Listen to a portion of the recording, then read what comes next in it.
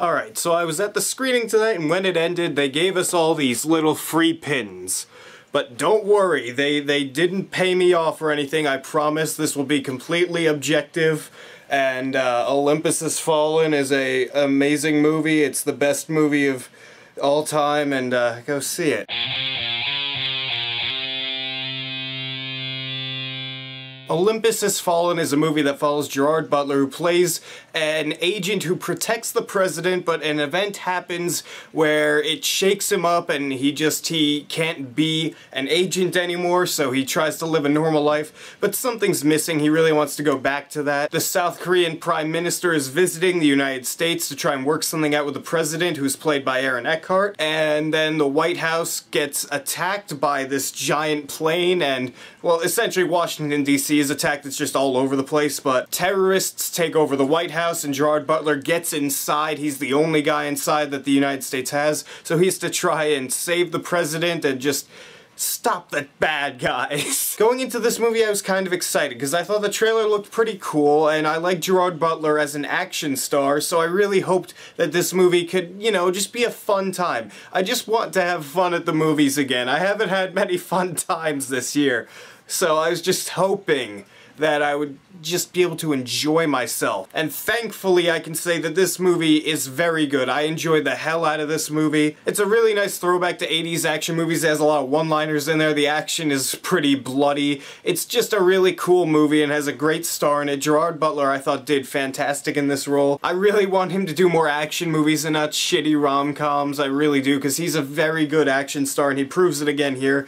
He nails the one-liners. He's very good in the semi-dramatic scenes. I want to say semi because there's no real huge hard-hitting drama in this movie. Aaron Eckhart plays the president. He's good in the movie too. Morgan Freeman plays the speaker, I think that's what he was. Yeah, he was good in the movie too. Of course Morgan Freeman is good. There's other people I know in the movie. There's Dylan McDermott and Angela Bassett. They're both very good in the movie as well. Everybody in the movie is good. The villain, I don't know the actor's name, but I think I've seen him before in something, and I thought he did well in this role. However, I thought just the way that they described his character, like, oh, this guy was brought up with a poor childhood and that's why he's so bad. That's really generic. A lot of the things that happen in this movie, they're very generic-ish, but it still kind of stands on its own. And what I mean by that is, yes, some things you'll definitely say, oh yeah, I've seen that in other movies before, but the movie itself, just the way it's handled, I felt that it helped the movie stand on its own. Like, having it in the White House, that was a unique situation, so that was enjoyable for me. And the action in the movie is very well done. There's some nice hand-to-hand combat sequences. The gunfire action is pretty cool. However, there was one gunfight that was taking place with flickering lights all over the place. It felt like epilepsy and I had no idea what was going on.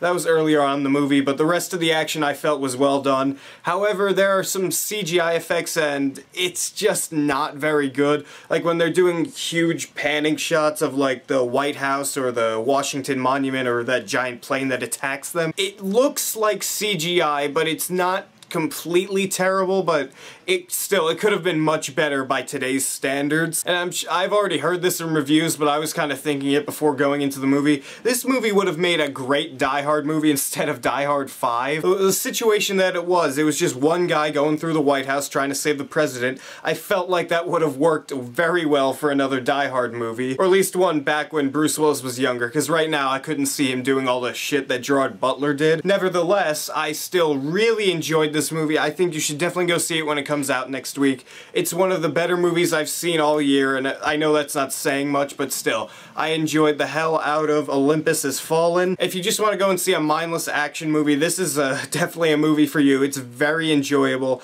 I'm going to give Olympus Has Fallen a B+. Definitely my second, third.